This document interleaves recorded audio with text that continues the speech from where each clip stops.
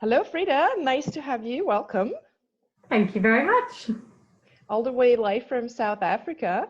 Frieda, you are a special consultant with Eversheds Sutherland. You are focusing on cross-border M&A and commodity trades, but also very excited to have you here today because you're also the founder of Braving Boundaries, where you support lawyers in becoming happier lawyers, so to say, by getting their work-life balance a bit better organized. I'm very excited to talk to you because there's so much going on now on both fronts, on the legal front and Yep. on reality we as lawyers find ourselves in, everyone in their home office.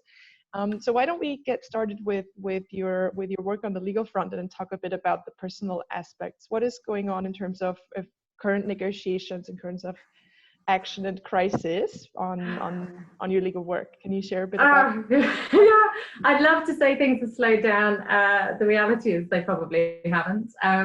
I must say, just to give you a little bit of context, I work from home to start with. So this, to me, this new environment isn't too different. I'm just not allowed to leave the house because South Africa's in full lockdown. So, but from a legal perspective, we are getting questions about, as everybody else is force majeure, insurance, business disruption. There's a lot of questions that are coming in about that, and that's about existing contracts and what people can do, and then also around how do we protect this going forward. If we have another pandemic in the future, what do we do there?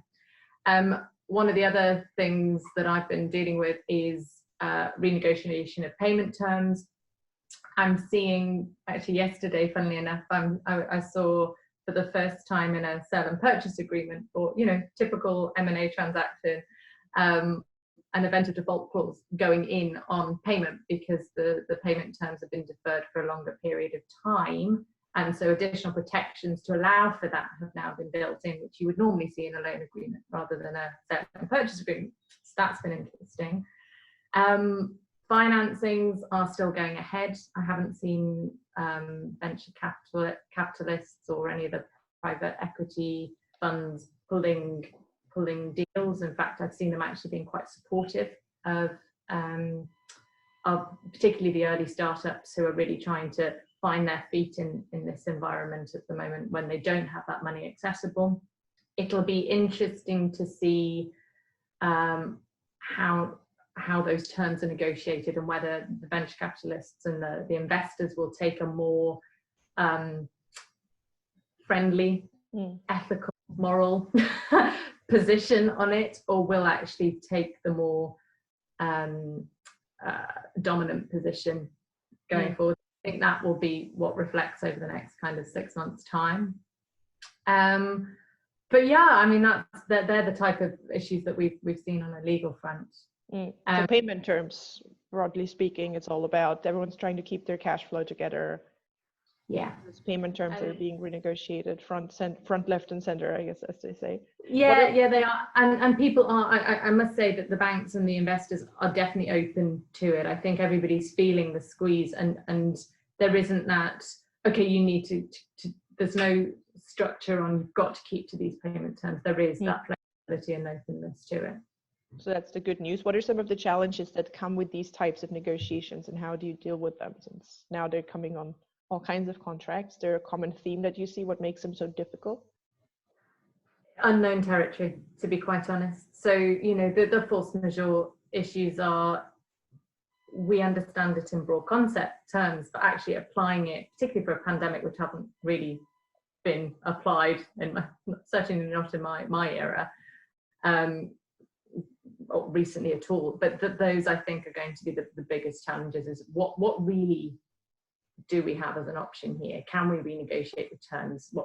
It is the unknown territory that is causing most concern at the moment. And do you have any tips of how you currently deal with that? Be human. I mean, this is the position that I've had. It's not a case of looking at your legal contract straight. Well, I say that, I'll take that back again. Look at your terms and see what the contract says. But I've advised pretty much all of my clients is to pick up the phone to start and negotiate with the counterparty. They have bills to pay, they have loans outstanding, or they don't.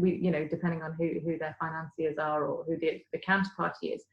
But it really is a case of consider what's going on first. Litigation is expensive. Mediation, it's an extra cost. It's less expensive than litigation. Arbitration, arguably almost as expensive as litigation. And, you know, if you can avoid going down that route to come to a much more measured position now, which benefits both parties, everybody's going to be happier in the long run. And it may actually help that relationship, that long-term relationship going forwards. And on your coaching front, what are some of the difficulties there? There must be a lot going on right now with everyone going home office. Yeah, so from a home office perspective, well, you know, I'm quite happy about it because everybody gets to see that working from home is actually working from home, not having a pajama day and day off and sitting in front of the TV. Very capable of working. We've spent, I mean, as lawyers and law firms, we've spent a lot of money making ourselves 24/7 available. You know, we have Blackberries, we used to have Blackberries, we have iPhones now, but, you know, we're contactable on holiday, we're contactable during night, we've got clients all around the world. So we have the technology, but this concept of working from home has always been quite stigmatized. And it works. I mean, I appreciate that there are challenges. Children are at home all the time, dogs are around, husbands, wives are at home to distract. Some are working, some are not. But the reality is what I'm seeing, particularly from my coaching clients, is that there's a happiness, there's a joy, there's a chance to actually prioritize other things, both out of requirement, but out of a personal necessity to be able to go, oh gosh, you know, I've spent some time, real quality time with my children this afternoon. We'll juggle around this. It just won't be so structured in that 8 to 6 day. So yeah, it's rather than work fitting in around your life, it's life actually life fitting around your work, it's work fitting around your life at the moment, which is superb. And I hope to see this moving forwards in the future. I do think that this is going to have a long-term effect. I think flexible working will become more common, more acceptable. And I wonder if it's actually going to trigger the reduction of the billable hour as the time that you judge how hard somebody works to actually their productivity and how much money they bring in. That's a brilliant concept that you just mentioned, fitting work around your life rather than fitting life around your work. I love that. I'm used to home office environment. I don't think I work any less than anyone else. It's just how you get used to it.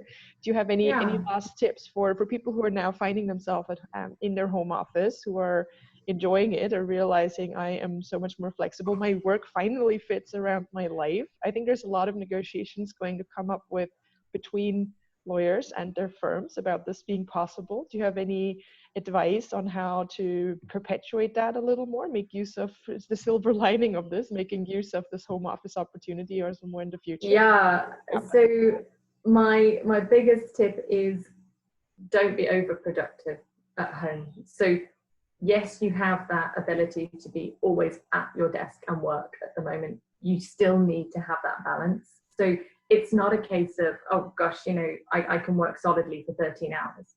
It is a case of you still need to have a break in order for your frontal cortex, for your brain to actually stop, quieten, and then thread together to get actually all of these ideas and concepts that I've been building to come up with a much more productive solution.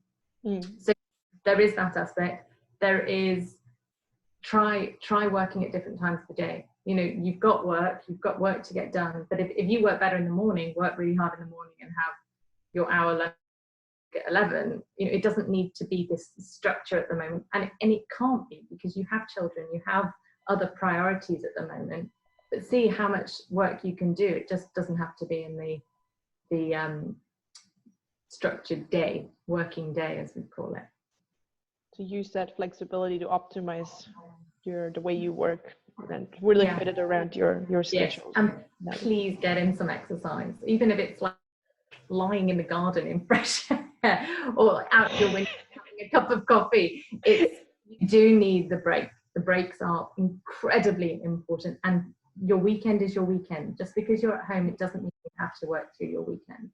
I love that you're counting having a cup of coffee and lying in your garden as exercise. I've done so much. That makes me so much more happy on my exercise levels for this week. Thank you so much, Frieda. A pleasure talking to you. Absolute pleasure. Stay safe. Take And we'll care. talk soon. Bye-bye. Bye.